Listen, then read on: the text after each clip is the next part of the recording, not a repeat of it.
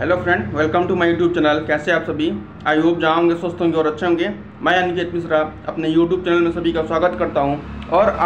और आज हम बात करेंगे एक डिपार्टमेंट ऑफ पोस्ट की तरफ से नोटिस जारी हुआ है CEA के बारे में।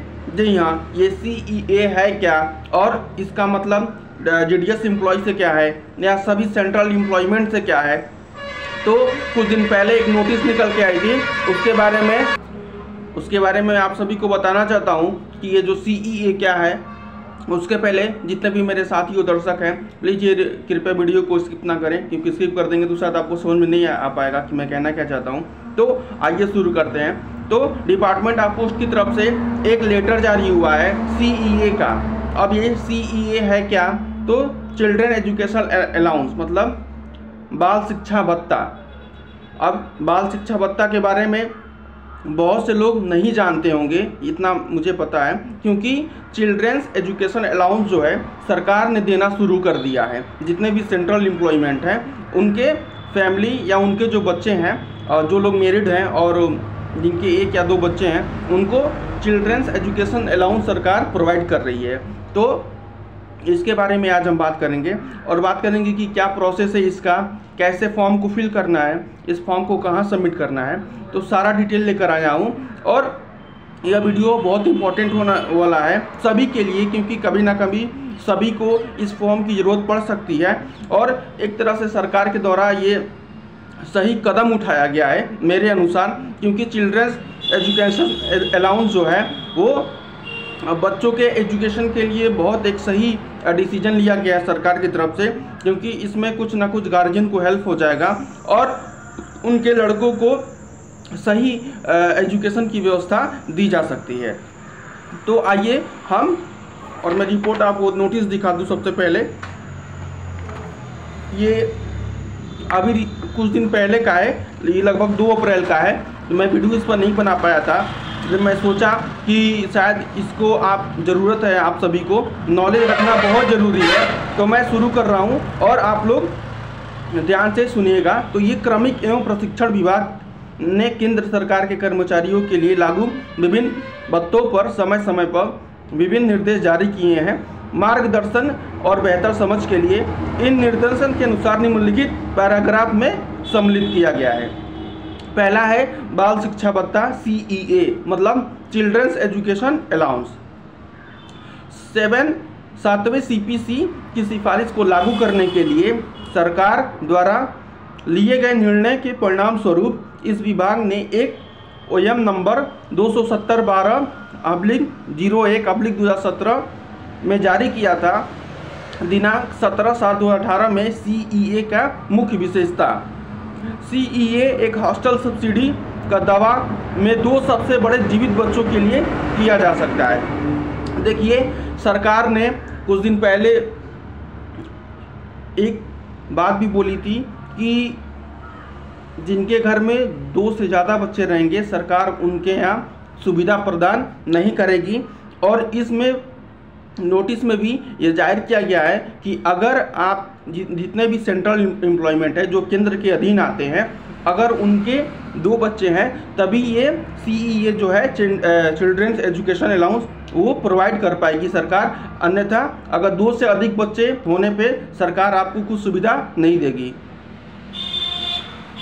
तो CEA हॉस्टल सब्सिडी का दावा केवल 2 सबसे बड़े जीवित बच्चों के लिए प्रदान किया जा सकता है। CEA की राशि 2250 रुपये प्रति बच्चा पे है। देखिए, सरकार जो है ये जो कदम उठाई है एक एजुकेशन पे, वो एक बहुत अच्छा डिसीजन है सभी सेंट्रल एम्प्लॉयमेंट के लिए। और इसमें जो प्रति बच्चा का राशि निर्णय लिया गया है वो 2250 रुपये प्रति महीने दिया जाएगा, यानी 2250 रुपये हर महीने चिल्ड्रंस एजुकेशन अलाउंस के रूप में उनके फैमिली को प्रोवाइड किया जाएगा हर एक बच्चे पे। मतलब अगर आपके 2 बच्चे हैं तो एक बच्चे पे 2250 रुपये। छात्रावास सब्सिडी की राशि होगी, अगर कोई बच्चा छात्रावास मतलब हॉस्टल में रह रहा है एजुकेशन के लिए अपने, तो उसको हर महीने 6750 रुपये मिलेंगे। सरकारी कर्मचारियों के दिव्यांग बच्चों के लिए CEA के प्रतिपूर्ति CEA के सामान्य दर से दुगनी यानी देय पर होगी 4500 प्रति महीने। जो बच्चे मान लीजिए किसी सेंट्रल एम्प्लॉयमेंट के जो बच्चे दिव्यांग होते हैं और वो पढ़ते हैं तो उनके लिए सरकार ने अलग व्यवस्था किया है। उनके लिए 4500 रुपये प्रति महीने की राशि देने की निश्चित की है। ऐसे मामले में जहां दिव्यांग बच्चे स्कूल जाने में सक्षम नहीं है, निवास व शिक्षा विशेष शिक्षा प्राप्त करने के लिए CEA की प्रतिपूर्ति शिक्षक प्रशिक्षक आदि और स्वयं द्वारा प्राप्त भुगतान की प्रस्तुति के अधीन CEA सामान्य दरों से दुगनी होगी।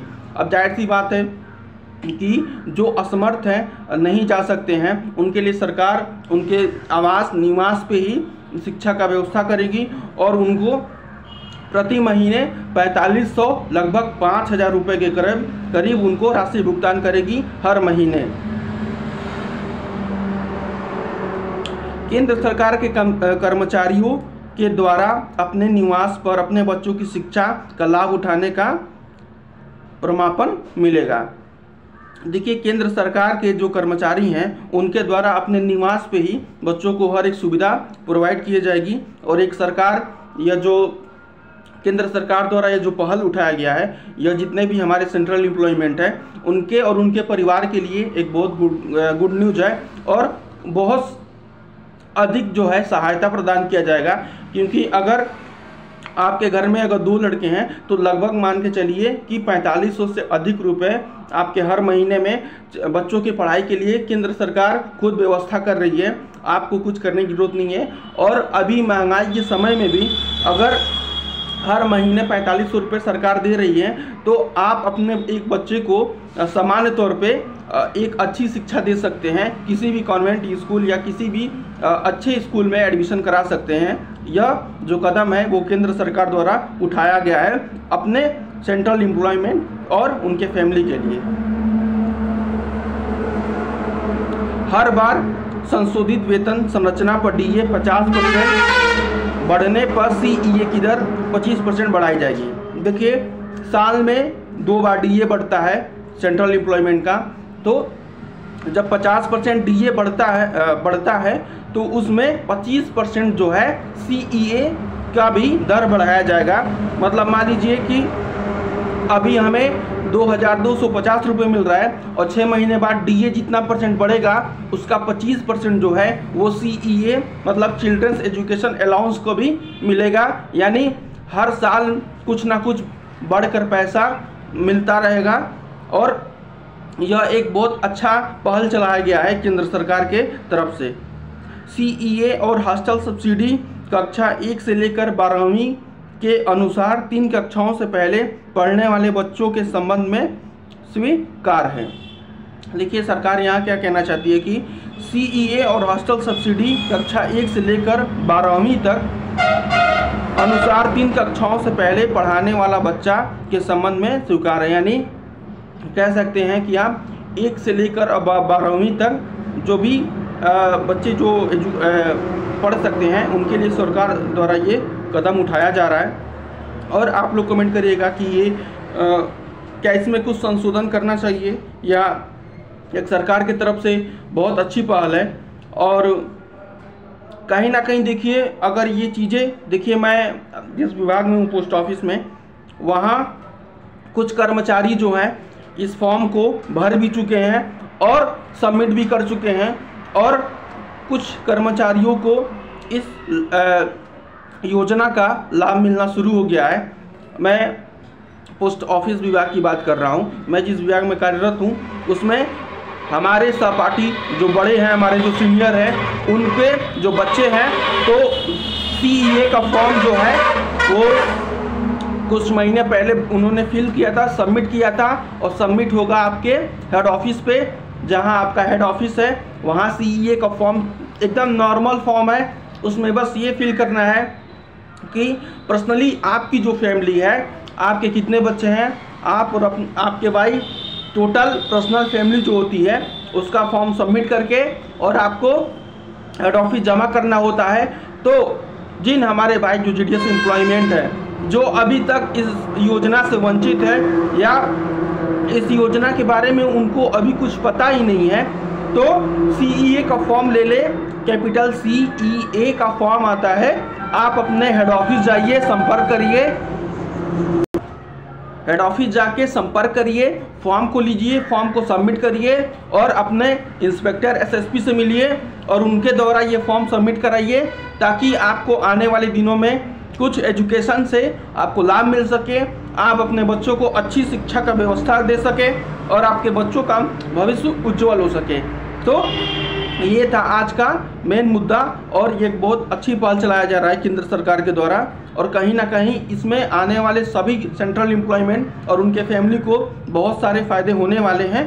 तो ये जो टॉपिक था आज का वो CEA के ऊपर था, चिल्ड्रंस एजुकेशन अलाउंस के ऊपर, यानी बाल शिक्षा भत्ता, लड़कों के पढ़ाई को लेके जो सरकार राशि दे रही है, एक निश्चित राशि प्रति बच्चा पे 2250 रुपये। तो यह एक बहुत अच्छा पहल चलाया जा रहा है केंद्र सरकार के द्वारा अपने सभी सेंट्रल एम्प्लॉयमेंट के लिए और उनके फैमिली और बच्चों के लिए। तो ये था आज का मेन टॉपिक, और जैसे ही कोई नया इन्फॉर्मेशन आता है पोस्ट ऑफिस से रिलेटेड, न्यू वैकेंसी से रिलेटेड, तो मैं तुरंत बताऊंगा। और मिलते हैं, तब तक के लिए धन्यवाद।